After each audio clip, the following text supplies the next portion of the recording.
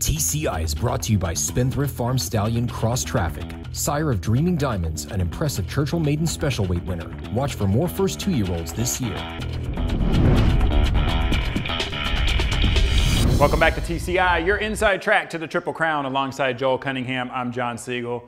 Well, Joel, we have had the rainiest Kentucky Derby, and then we had the foggiest Preakness ever. I got to be honest with you, man, being there at the track, it was just such a surreal experience to just have that fog come rolling in, and to the point where we couldn't even see the horses. We're standing right by the finish line, and literally the horses just come running right out of the fog, and you only see them for a few jumps, and boom, the race is over. It was a really unique experience to be there and watch that. Unique is probably a good adjective to describe it. You know, we at least knew rain was coming, unlike the Derby. It's always disappointing when you have these races that, you know, are so important, John, and such a focus into the mainstream and really decide our champion 3-year-olds. They're our marquee races. You don't want weather to impact them. Now, the good news is I think the best horses won both of them. However, you know, how are we supposed to define these races? What's the takeaway in terms of, you know, Bravazzo being a half length from beating Justify and the 97 buyer speed figure and the 26 and 4/5 final closing quarter, the Kentucky Derby, which everybody wanted to talk about as one of the slowest in recent memory.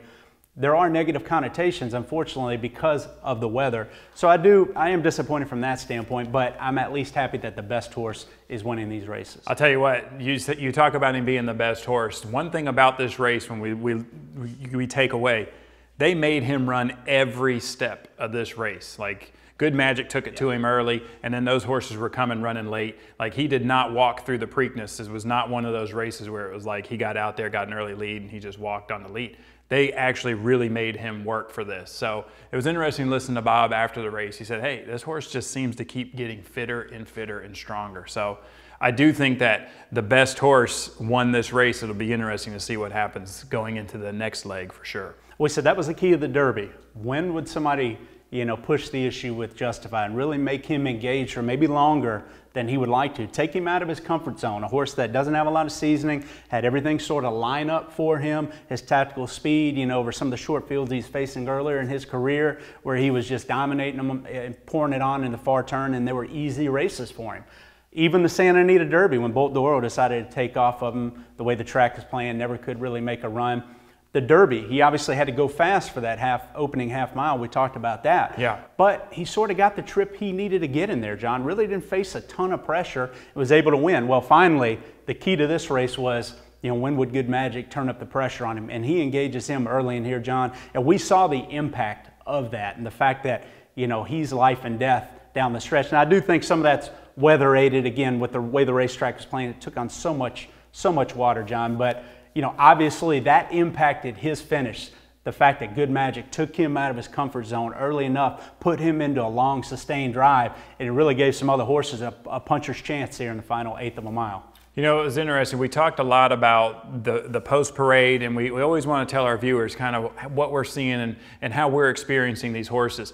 In the post-parade of the Derby, Justified looked the most confident. He was walking out there. He had a chip on his shoulder. He really looked confident. I got to tell you, in this race, I don't know if it was the fog. I don't know if it's that he couldn't see the crowd. He can just hear them. Something just was a little different with him, and he seemed more on edge in the post-parade to me than he did in the Derby. So I was a little concerned going into the race, and I think you kind of see that in the first couple jumps of this race. You know, he's a little bit climbing. He's not just into his stride. He does jump those tracks from where they put the bridge across the track to get people into the infield. I mean, he just leaped those. I think he was the only one who could see it. Everyone else had mud in their eyes at that point, but, you know, made for some dramatic photos. But it just didn't seem like the same horse. So overcoming all of that, I think you're right. I think the best horse won this race by far. Yeah, no question, John. Now, I didn't see nervous energy in the post-parade. I did see a good feeling horse, a little bit on his toes in my opinion, but I thought overall he looked good, was tracking well, and it wasn't a nervous energy I was seeing there. So I was never discouraged at any point before the race that, you know, he was not maybe sitting on his A race. I just really think Good Magic taking it to him, putting him into that sustained drive, you know, and making him really see it out, you know, going into the far turn all the way to the wire, made him sort of vulnerable late. And I'm not going to, you know, a lot of people say, well, Mike Smith saved a little bit. Hey, if you watch this stretch finish again, Mike's hitting him left-handed, and he's whipping and riding. I know the fog, you really can't see a lot, but well inside the 16th pole, Mike is still down and on top of him. Now, maybe the last 25 yards, he sort of coasted him, but that horse is in a full drive by then, John. So this was all Justify had over a wet surface we know he liked. I think what made this outcome so close again was the fact that he was pushed early. But so now we sort of evaluate this horse, say, okay, he's the best horse. He won the first 2 races over a track he liked. But look, that's 5 races in 13 weeks. And everything sort of fell his way. We talked about that. To be able to break your maiden the second week of February, to come back, what, in 3 weeks, essentially, in a 1X, which that was like a public workout. I mean, he might as well have just been working out that day with the field he faced, and as easily as he controlled that race first time around 2 turns. To then get 4 weeks leading out of your own stall, the Santa Anita Derby, get loose on the lead where your best challenger has to try to come catch you over a track that's traditionally tough to catch a quality speed horse. Then to be able to train up, fly in for the Derby, obviously get a wet track, a track that, you know, he's proven that he likes, and one that, you know, was rattling his hooves and they were getting over the top of, that sealed surface at Churchill, and the type of trip in the clear that he needed for that. Now to come back in 2 weeks against a pretty short field, one of the shortest fields, you know, obviously he's faced, particularly coming out of the Derby, and to be able to sort of control your race, but then to get pushed early. I think we saw maybe some vulnerability with Justify. And I tell you, it was really telling for me. Bob Baffert's post-race interview, you know, he told you without telling you that he was a little bit anxious about the horse in the stretch and how much finish he had. He thought that this race was very tough on him. Be interesting to see, John. Again, eventually it takes its toll. 5 races in 13 weeks, now having to ship into Belmont 3 weeks later, go 1.5 miles. One thing about American Pharoah, I will say, even though I didn't pick him to win the Triple Crown, that horse thrived through the experience. He actually looked better in the Preakness than he did going in the Derby, in my opinion, and he looked unbelievable in the Belmont, John. I've never seen the horse look better physically, including in the Breeders' Cup when we saw him at Keeneland later that year. He looked fantastic. He thrived in those 5 weeks through the grind. Most horses don't do that, so I'm very interested in following Justify to see if, you know, if he's going to be the typical horse that wins the Derby and the Preakness and disappoints going 1.5 miles in the Belmont Stakes, because Bob kind of gave you some signs of worry there, some signs of caution about this horse. In my opinion, just reading between the lines and following him a long time, that, you know, he knows that 1.5 miles 3 weeks from now is going to be a challenge with as hard of a race as this was, on top of the Derby 2 weeks prior to that and 5 races in 13 weeks. I mean, he's the best horse of his crop, but a lot has come together really quickly, and eventually it has to catch up with him. The question will it be 3 weeks from now? Well, it's interesting. He reminds me a lot of California Chrome, another horse that, you know, he won the Santa Anita Derby, came and won the Kentucky Derby, came and won the Preakness, then he went on into the Belmont. You know, it's one of those things that because this race was so close, you're going to start hearing these question marks. And we all remember California Chrome's owner at the time and how he talked about these fresh horses and how they sit and wait and then they try to take on these champions.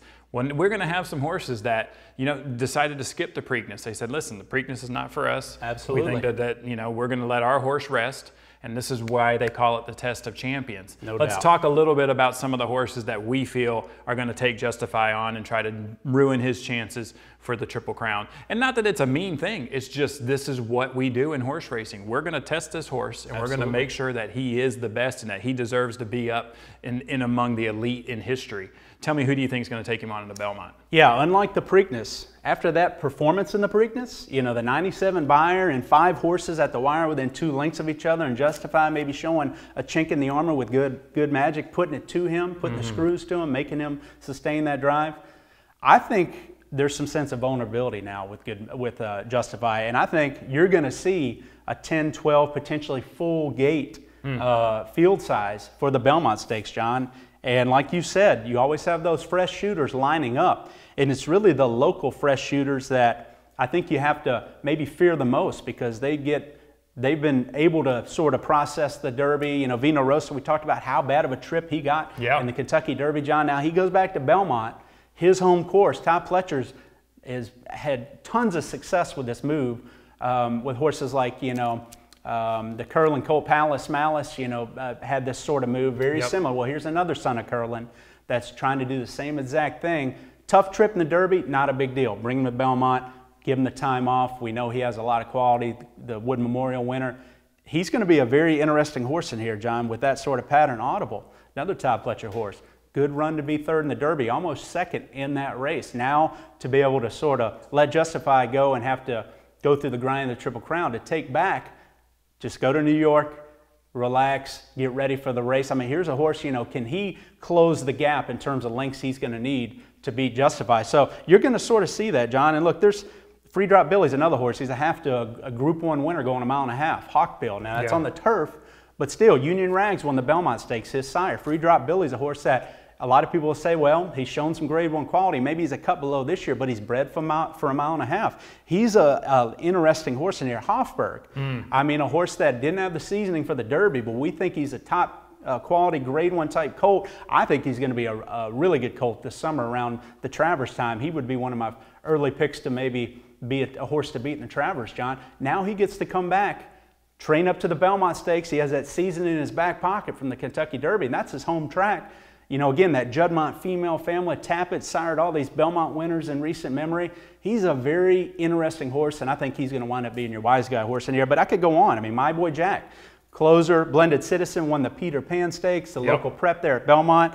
So you've got a lot of horses, even Bravazzo. I mean, a horse that just seems to keep, somehow these Lucas horses get better through the Triple Crown grind. I mean, you see it quite often now. You know, obviously Sporting Chance, he broke terribly in this race and was climbing, and he had the worst trip in the Preakness, and he was out of it pretty early. But Bravazzo, to close that gap, he's going to be a wise guy horse now. A lot of people are going to look at that Calumet, you know, that Awesome Again and that classic type pedigree, and they're going to say, you know, he's a horse that's going to make a lot of sense coming back 3 weeks in the Belmont Stakes to maybe close that gap on Justify, which was only a half length. You know, what's interesting is everybody was talking about the quality of the Derby, and this is one of the best Derby fields that we've seen in recent history.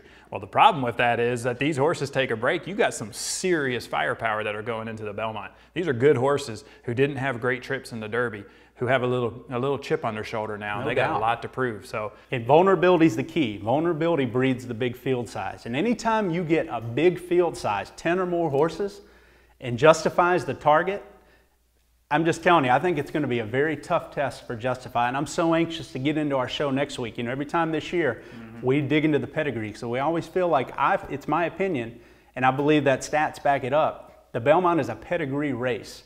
And there's only certain ways we can quantify that, and we've done that in the past. We'll do that again next week. I think it's very important to dig into. Is Justify bred to handle a mile and a half? Will that be another chink in his armor? And who is it? Who maybe isn't as good as Justify is, but not only being fresh, the fact that they're bred to handle a mile and a half could move them up just enough that it could be a Datara type scenario or whatever. Ruler on Ice, name the long shot that's won this race. We've had a ton of them, and everybody scratches their head and wonders why. It's a pedigree race, in my opinion, and I'm so anxious to talk about that next week because I think it's important. I'm really looking forward to it. Thank you guys for tuning in. Make sure you come back next week. We're going to dig into these pedigrees and tell you who we think has a chance to win this year's Belmont Stakes.